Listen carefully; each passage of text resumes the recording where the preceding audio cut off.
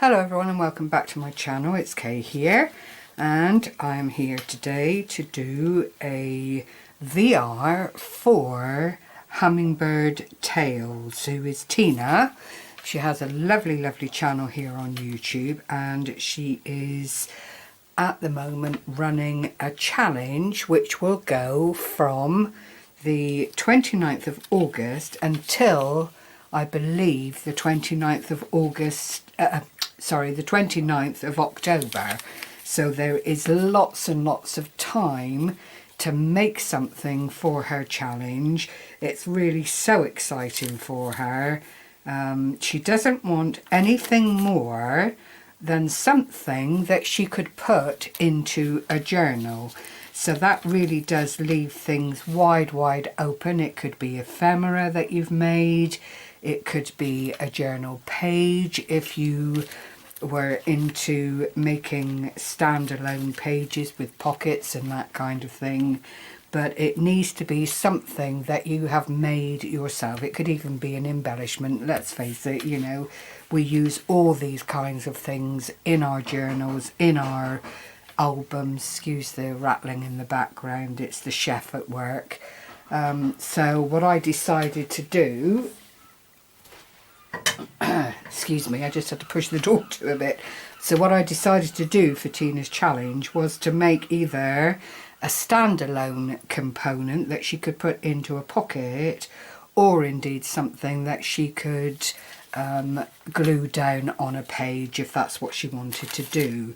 So if you're here, Tina, and you're watching, it's up to you whether you watch any further, my lovely. I'm just about to introduce what I've made for your challenge. Excuse the demarcation on the paper here. It's the usual scenario later in the day. I think I need to widen out a little, do I? No, it's not going to go out any further, so I'm trying to avoid that shadowy bit, but clearly I can't. Now this measures, if I measure it for you, 7 3/4 by 6.5, so it's fairly standard sizing. And what I've used here is the free paper from Artymaze that Artymaze gave to her group back in, I want to say, July. But it's in the files on the group if you are a member of the group. If you're not and you feel you'd like to join the group, then it's all about knocking on the door, answering a couple of questions, and off you jolly well go. And that really is just to monitor who is coming into the group and to make sure that the group stays as good as it is at the moment, because everyone is so supportive. And you know, it's just nice to appreciate one another's work. So this is the front of the little journal pocket I've made, and this is made using 2 envelopes. That is the front and back of the cover, and I've just used these little appliques and then added a butterfly applique on this side with a butterfly from Shabby Dabby Doodah, which I made several weeks ago now, and just made them on the faux vellum paper using the melted candle wax. So I'm really quite pleased at how that all just marries up together. There is a tiny little spine. If it's 1/8 of an inch, it's no more. And then I've just used this cotton lace trim just to reinforce that on the page. And also, you know, like I say, if it was a question of it being stuck in somewhere, covering this wouldn't be the be-all and end-all of the world. Then you open it up inside and there are 2 pockets. I've used some of the vellum sticky images that I purchased. This is one of them, the butterfly here, and this little arrow here with the alphabet on it. I didn't want to introduce too much colour.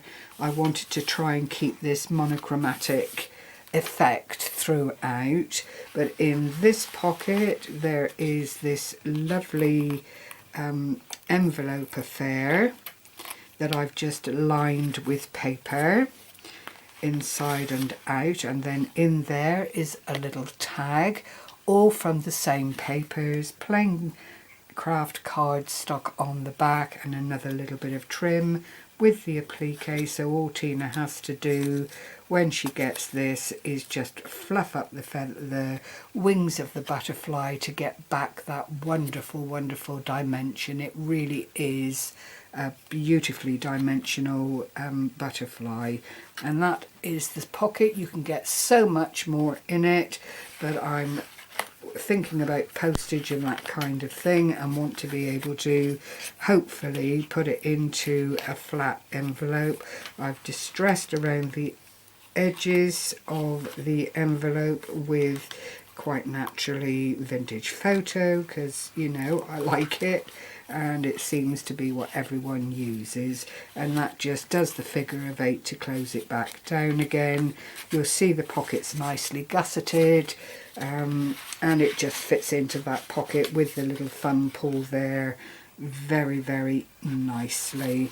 And if I open up this side, I turned it upside down, yeah, sorry. If I open up this side, we've got some nice little goodies in here. One is a Memdex card, which I shared a little while ago. I've sent off to Jeannie and she's received hers, so this is just one of the ones that was left over, but because it's the same paper I decided I would pop that into the equation. Then there is another tag, a larger tag. This is one of the ones I made for Artymaze's Tag a Day challenge that she did a little while back, so I'm delighted to be sending off one of those. And then here, which again could be another page addition, is a coffee filter. Now I just was whisking through something and I saw someone, I really don't recall who it was because I'm not able to spend too much time looking at the moment. I'm still trying to sort out emails and that kind of thing for my channel. This is a coffee filter, just a bog standard brown. I've not done anything on the back of it because the hope would be that that was stuck down on a page and you would then just pop a whole lot of goodness into the inside of the coffee filter. And on it again I've used the wonderful butterflies, a tiny little bird here, and the colours are quite muted so it fitted in quite nicely. Put the lace trim around the sides of the coffee filter just to reinforce it and make it feel a little bit more substantial. I suppose I could have put something on the back here, but felt that if it was used as a traditional pocket, then you know that putting anything on the back would be obsolete really. So that is my entry for Hummingbird Tails, who, as I say, is Tina here on YouTube. I will leave a link to Tina's channel. I have seen a little of Tina's work, although I've been subscribed a long time. I've not been a regular visitor to her channel, shame on me. But if you follow the link to her channel, I don't think you'll be disappointed in the slightest with what you find there. Her work is really lovely, and you know, it's just nice to be able to, I can't get this to go back in now, it's just nice to be able to support a fellow YouTuber in their challenge, and hopefully, come on, I'm trying not to damage anything that I've glued down here. Oh well, in you go please, that'll do nicely. Yes, I wanted to support Tina in her challenge, so I hope you've enjoyed what you've seen. As always, I hope I've inspired a little bit. I will, as I say, leave a link to Artymaze's Facebook group where you can find the free papers if you're a member, and I will leave a link to Hummingbird Tales channel below so you can find out more about the prizes that Tina is offering. I never go into that because I just think if you're interested in supporting the challenge, then knowing about prizes is really academic at this point, because you have to be one of the fortunates that's drawn. So, you know, that said, take care everyone, happy crafting and stay well. Bye bye for now.